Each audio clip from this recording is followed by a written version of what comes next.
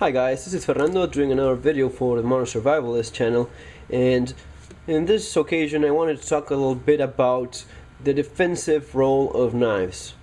I've done a couple of knife reviews so far, and there are thousands of great knife reviews on YouTube. I like what Nothing Fancy does. I really like that guy, in spite of some of the things I don't quite think the same as he does on some little details, but I really like how he presents. I like that he's a funny guy. He's great in that regard. He doesn't take himself too seriously. I mean, he does things seriously, but he has a good sense of humor. That's what I mean. So there's lots of great videos. I try to do some of my own as well. There's a couple of other guys that I don't remember right now. I should probably look them up and add them so as to have them for people to check out if they want. But what I don't see much of is mentioning of what would actually be the role of your defensive knife. How would you be using it? What are the possible situations and how they would end up going down if it comes to using a blade for defensive purposes? This isn't exactly a defensive blade by any means, but it could be used extremely effective for that purpose as well. It could be used as an impact weapon. It has a blade that is razor sharp as well, has a good penetrating tip, so in spite of being very small, it could be used for defensive uses as well. I actually carried this knife when I was visiting my family in Spain, and they have these draconian knife laws, but this being a tool, I could carry this in my pocket at all times and not be infringing any laws, because I mean, it's just a tool and not considered a weapon, so it was okay by Spain knife laws. So this could be used as a weapon. We have other blades as well. Let me show you a couple of them because some are actually very nice. This is, I don't think it's being produced anymore. This is from Cold Steel. It's Collagen, something like that. Collagen, the name. Yeah, it's a great shape for defensive purposes. Maybe a bit too narrow, but man, this is gonna be penetrating and going deep into your attacker. It is also extremely sharp as well, so both penetrates well. It doesn't have a finger guard here, a cross section protecting your hand, but it's still I mean, it's a glorified version of what you sometimes see in prisons, like a long piece of steel, very narrow point, and mostly for thrust attacks. Here is the Spyderco Resilience, which I reviewed just a few days ago. You can see the video if you look into the channel as well. Excellent general purpose blade, and it could be used as well for defensive purposes, which it would excel at, in my opinion, because look at how wide it is. I mean, as it penetrates during a thrust attack, you're going to be creating a wound that is significantly wide. It's going to be bleeding a lot. It's sharp as well, so slashes it will work as well. But it's a good general purpose blade and good defensive blade as well. Would need more of a curved coil here so as to protect your hand from slipping forward, but still going to be doing its job well. Finally, this is a knife that I really like. It's custom made one. It's a Black Widow. Has a Black Widow logo there, but let me show you a bit more about it. I love that shape. Again, missing some more protection for your hand in case it slips forward. This is, I think it's what is it, 01 steel if I remember correctly. Maybe I'm wrong. Look at this detail. It has some scrimshaw. How cool is that? Awesome knife. Made by a person I know, Mariano Gugliotta, which is a custom knife maker in Argentina. He makes excellent blades, and this is a good example of his work. Wonderful. But again, how would you be, I mean, if you have something like this with you, what would be the real situation where you would be using this? What do we mean, or at least what do I mean by a knife in a defensive role?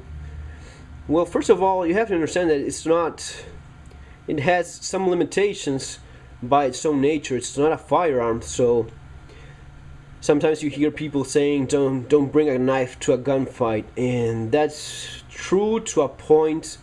In some situations, a knife will be 10 times better than a gun. If you're struggling at very close distance with a person, with an attacker, you somehow manage to get control of his firearm. If you're very close, the drills that show that at 7 yards, if the attacker is already making his move, even if you have a gun and you have to draw, you're gonna be in a very complicated situation because you don't have that much time to draw and shoot accurately, while the guy with a knife, all he has to do is just attack. Now, there's an inherent fear of blades which works in your advantage as a person that is trying to defend himself.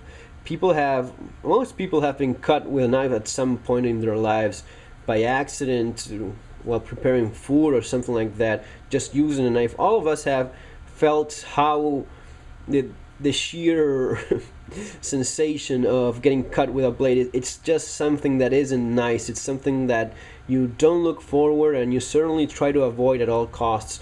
My brother, he used to be a bit of a troublemaker in his own way, and I remember this time he told me about, he was coming back from the office. I'm talking about a grown-up person. My brother always doing that sort of stuff. He was in the subway getting back to his house, and for some reason he started there was a discussion, or I don't know exactly what happened, but there was this discussion with this other person in the subway train, and the guy pulled up a Victorinox knife. He opened it. I mean, nothing fancy, nothing like this, just a simple, humble Victorinox that didn't even lock, just one of the red ones that, like the Spartan model, just locks. It doesn't have any lock at all. He just opened it, and he faced my brother with it. And he told me later, well, I'm not gonna be fighting a guy with a knife, or any sort of knife. No rational person does that. You don't look to getting into fights with people with knives, because you usually get cut, and it's something you naturally try to avoid. So that in itself is an advantage for you as a person trying to defend himself. If you're being attacked by people and you bring out a knife, there's a good chance that people will just look for an easier victim. Again, it's not a firearm, so you bring out your knife, the other guy brings out a gun and shoots you. Well, that's not really working for you well, is it? But if there's no firearm involved, if there's just a possibility of getting attacked by one or several attackers, they can still beat you to death as well. It happens frequently. So in that situation where you're maybe outnumbered by attackers, if you have a blade, that's gonna be giving you a good advantage. My little experience with knife in that regard was, I was also in a train heading back from a friend's place, and there was this couple of guys that they approached me. There was no one in the wagon at that time. It was just me and these two guys. It was a Sunday afternoon. Yeah, well, that wasn't very smart, but it was a bit younger and more stupid than I am now, so I used to do those things. They just came and they said, hey, what time is it? They asked for my time. I told them. They just kept getting closer. I just brought my knife out. It was a cold steel Vaquero, like the one I own now, but the one that is slightly smaller. I just brought it out, and it just took a natural defensive stance. Because at that time I wasn't ready to give up my nice watch to those nice gentlemen, and they just backed away and went their own merry way.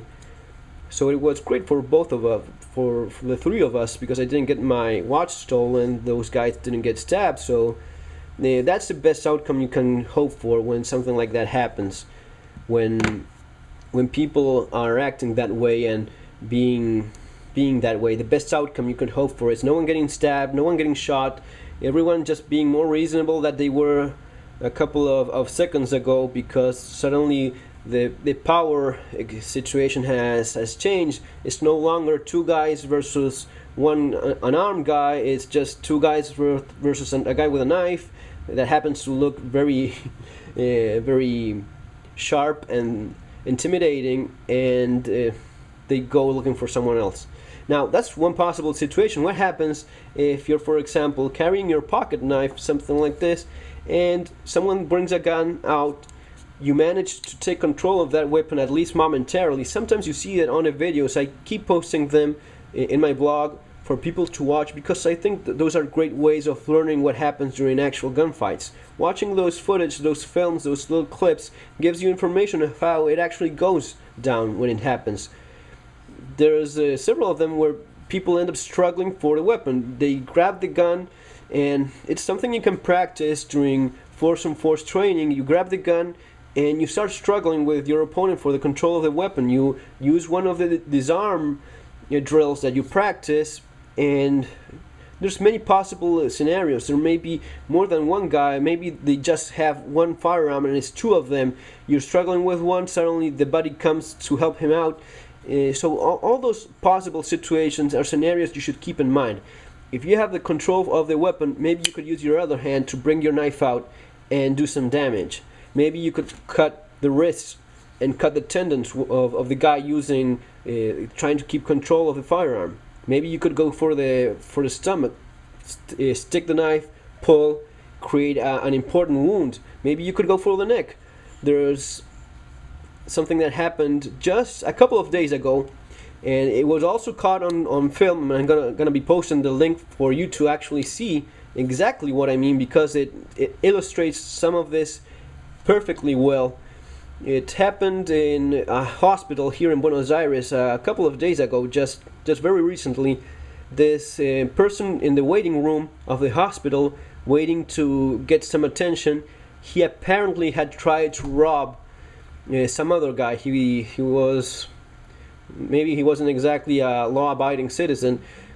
Anyway, what happens is that this guy approaches him, and he pulls something from his pocket and stabs him once in the neck, in a very specific area of the neck. He slashes the artery, and I mean, it was just an instant.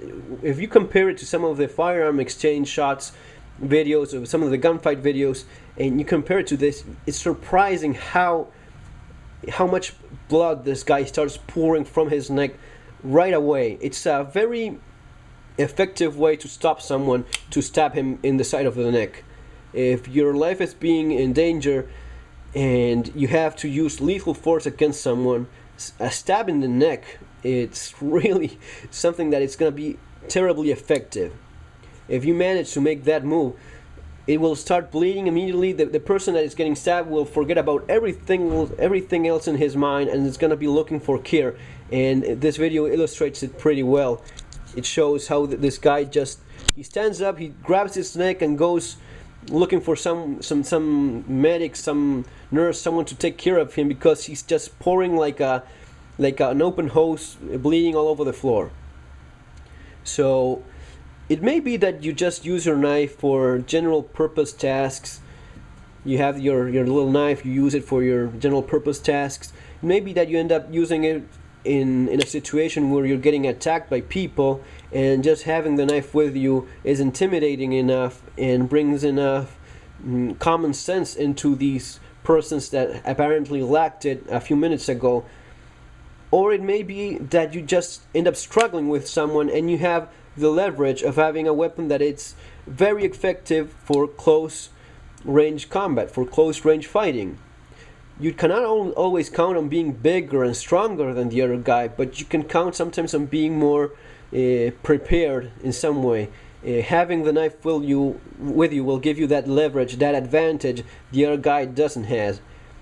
So that's one of the things I wanted to say. I wanted to do a little video of how it could possibly go down, and how you may actually end up using your knife during a self-defense situation. Okay, always remember, knives are lethal weapons, so it's not something that you should be bringing out just because. Be conscious of that. Remember that, folks. Take care guys, and see you on our next video.